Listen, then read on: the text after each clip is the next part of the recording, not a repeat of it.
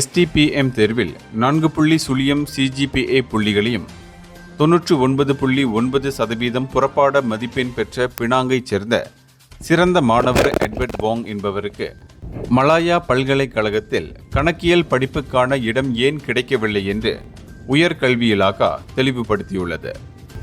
இதனிடையே அந்த படிப்பிற்காக விண்ணப்பித்த 2291 பேரில் அவர் 1129ஆம் இடத்திற்கு தகுதி பெற்றார்.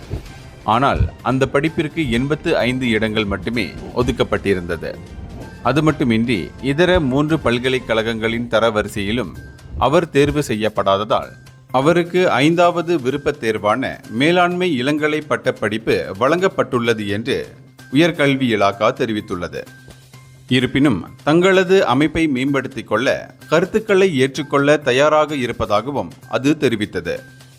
இதற்கிடையில் MCA தலைவர் டத்தோஸ்ரீ வி காசியோங் இந்த அமைப்பு நியாயமற்றது என்று விமர்சித்த பின்னர் எட்வர்ட் வாங்கின் வழக்கு கவனத்தை ஈர்த்தது.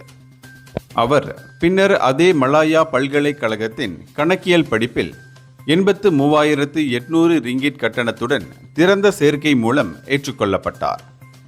இது அரசு மானியம் பெற்ற கட்டணத்தை விட 10 மடங்கு அதிகம். இதனைத் தொடர்ந்து அனைத்து 4.0 CGPA பெற்ற STPM மாணவர்களுக்கும் பொது பல்கலைக்கழகங்களில் இடம் வழங்கப்பட்டுள்ளதாகவும் 6 மாணவர்களின் விண்ணப்பங்களின் முடிவுகள் மட்டுமே இன்னும் நிலுவையில் இருப்பதாகவும் உயர்கல்வி இலாகா தெரிவித்தது.